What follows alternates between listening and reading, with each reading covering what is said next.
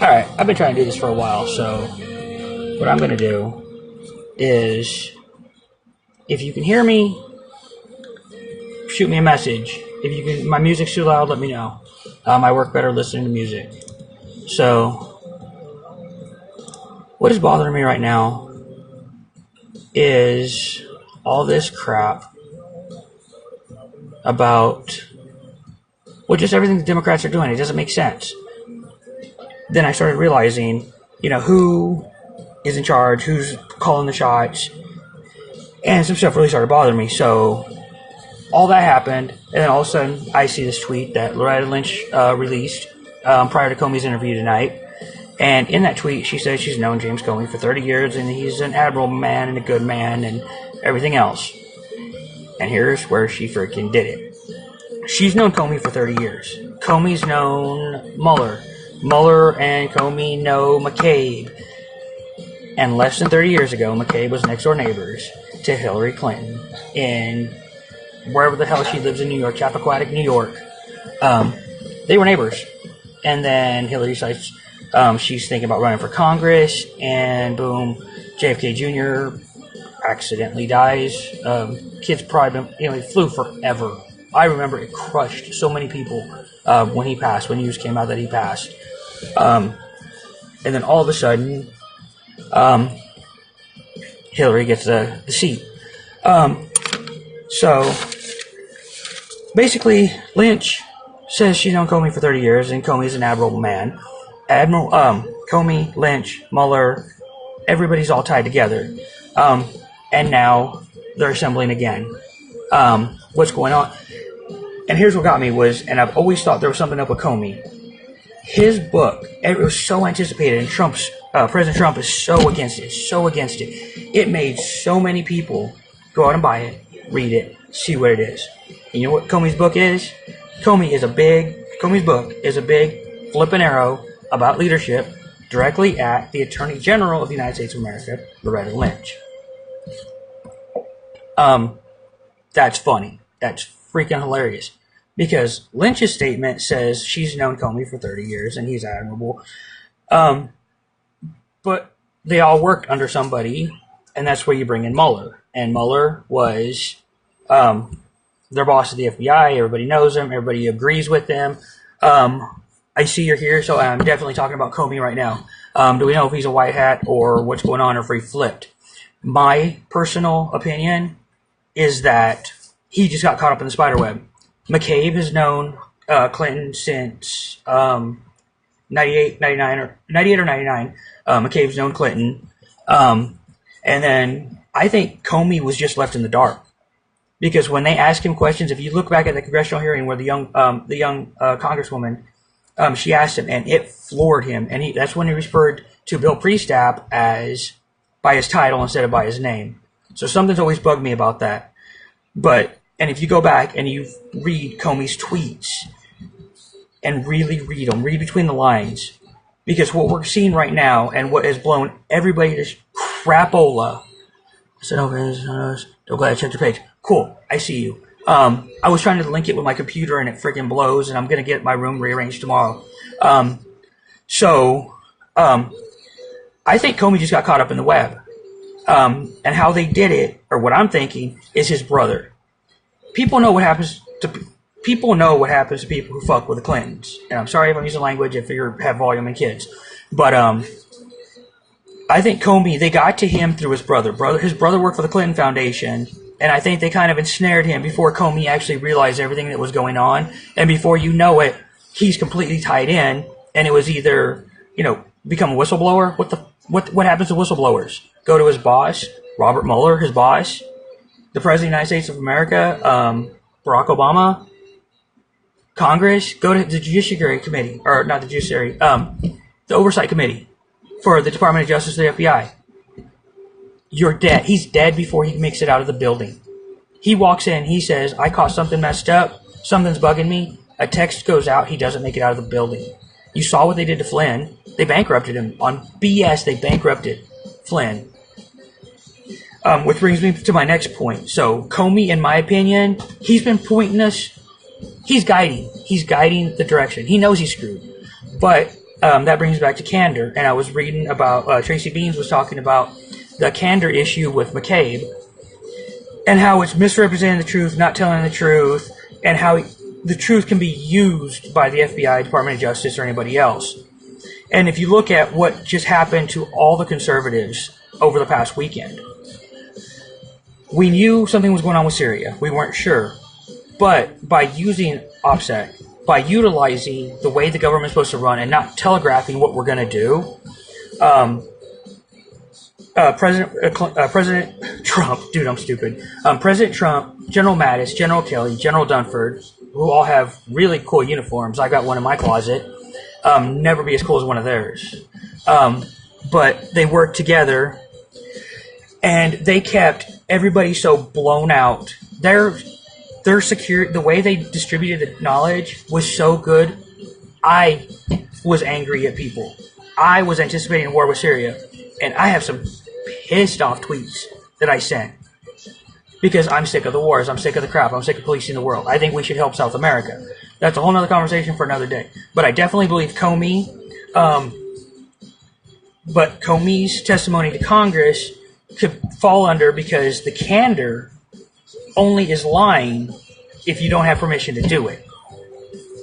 And that's what got McCabe. McCabe could have got away with everything he said had Comey corroborated it. And Comey was the director of the FBI. So, and everybody else down the line from McCabe just freaking hung themselves too. But that's another story. That's a lot of stuff going on. Okay, now we're going to get to crap. I wish I could go back to what you sent. And I've been looking a lot at the Seth Rich, the DNC strategy, and here is my crazy theory. And I'm going to blow off the rest of my video, and I'm going to spend it on this, and I'll do the rest of it tomorrow. But here's my theory: is Clinton was the bridesmaid in 2008 because the Epstein investigation was tied to Mueller. The Epstein investigation was handled by the Department of Labor. The Secretary of the Department of Labor currently was sent down to Florida by President Bush to handle the case and cut the deal. So when 2008 elections happened, then McCain was already a congressman. McCain and Ron Paul were both sitting congressmen during the 2008 elections. So at some point, I think Ron Paul would have been intentionally left in the dark, but McCain is a sneaky-ass little and he would have known that Hillary was tied to Bill, obviously Bill, and Bill was tied to Epstein in 2005. And in 2008, just before the election, the Philadelphia, the Democratic Philadelphia debate happened like 3 weeks after Epstein was sentenced. Anybody with any common sense would have come out and said, hey, guess what? Bill Clinton's best friend just got sent to prison for raping little kids. And the DNC would have been done. Why didn't McCain bring it up? McCain's a rat. And the DNC knew about it, Congress knew about it, whole nother freaking story. Back to the thing, they were running Epstein 44 counts, Chad pled on one. Yes, that's the thing. And Dershowitz, people were roasting him. He was on the plane, he went to the island, but he's been held hostage by attorney-client privilege.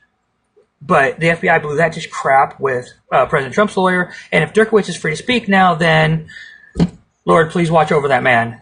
He's going to need all the help he can to stay. We need him alive. He knows a lot because he's been to the island. He's been on the plane, and he knows Bill Clinton. Either way, I believe Hillary Clinton was set up to run and win, but it might have been consolation.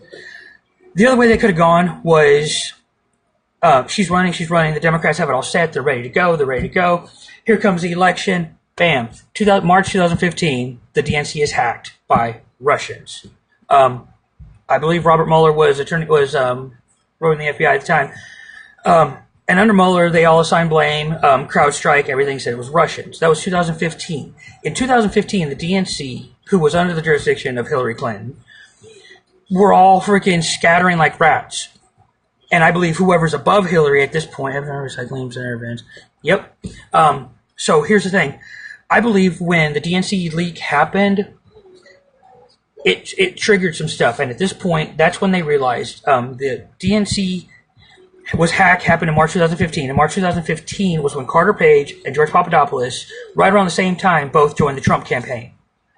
And at this point, that's where I think the insurance policy is different.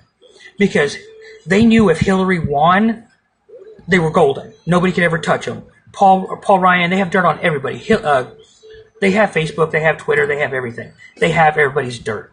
They know who likes, it's just a game. It's a freaking game to them, and we're just puppets. But when the DNC got hacked and everybody's scrambling, I believe at this point, that's when they planted the moles in the Trump campaign to see what they get on him. And this is where Hillary Clinton screwed the entire Democratic Party, screwed everything, and it's so freaking glorious, is they start planting these stories, and they start planting this stuff about Trump. He's a Russian, he's a spy, he's got ties, he's got Papadopoulos, he's got this. And it was so good, their bosses bought their own BS. So they knew when the DNC, when the emails came out from WikiLeaks, which I believe was a year later, March of 16, they came out, that's when everybody was like, oh, it was the Russians, everything's good. The thing was, they knew a year prior what was going on. They had tried to set the narrative, they tried to get everything set. WikiLeaks still gave it to them. And now everybody found out what happened. And I believe at that point, the people running the show decided, hey, we have all this dirt on President Trump. He's going to have two choices when he wins the election and hands Hillary Clinton her butt. He can work with us, or we can bankrupt him, destroy him, impeach him, or he can work with us, be a lame duck, or we can freaking destroy him. And they built all of this, all upon the intel that they were getting from Hillary Clinton, which was all BS. And it was so awesome. They bought it. And then when the Seth Rich stuff come out, he got, God rest his soul. And then Mike Rogers got involved. And what gets me was Mike Rogers in 2015 would have known about the DNC hack. He would have been part of what he would have been.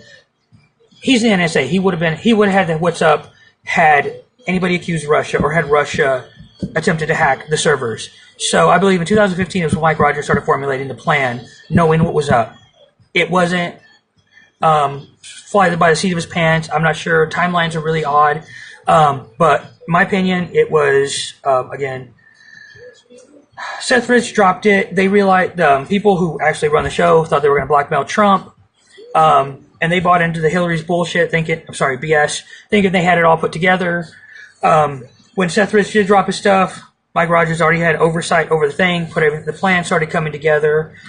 And that's how Hillary Clinton screwed everybody, because they bought her BS. I know, they were delivered. So I'm going to log off, and I hope whoever watches this finds it informational. I am so jacked up on some awesome Costa Rican coffee, and really need to go to fucking sleep. So God bless y'all, Semper Fi, and let's see where this goes. Come on, dude.